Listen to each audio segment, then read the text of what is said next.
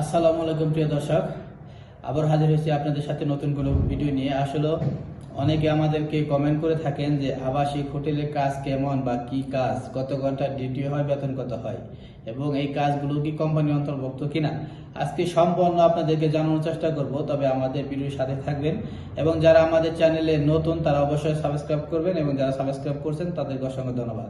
তো প্রিয় দর্শক, আপনারা ভিডিওতে দেখতেছেন যে উপর দিয়ে একটি ভিডিও আছে, এটা হচ্ছে আবাসিক হোটেলের ভিডিও।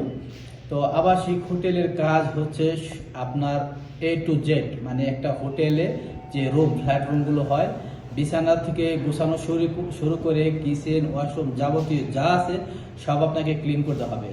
মোট কথা একজন লোক থাকার জন্য উপযোগী করতে হবে। তারা এসে ওখানে যখন একদিন বা 5 দিন থাকবে, যদি ঘর নোংরা করে ফেলে, ফ্ল্যাট নোংরা করে ফেলে, সেগুলো আবার ক্লিন করে দিতে হবে। ইভেন বেড কভার বা পিলো কভার যদি কোনো দাগ থাকে সেগুলোকে চেঞ্জ করে দিতে হবে।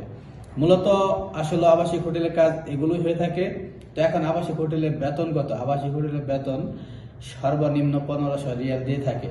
আর এই আবাসিক হোটেল কিন্তু কোনো কোম্পানি হয় না, মালিকানাধীন হয়, মালিকের আর কি। যদি কোনো কোম্পানি বলে যে আবাসিক হোটেল, তাহলে এটা ফলস। হয়তো বা দিলেও দিতে পারে, আপনাকে মালিকের আন্ডারে কাজ করাবে, কিন্তু ওই কোম্পানিটা থাকবে ছাবলাই।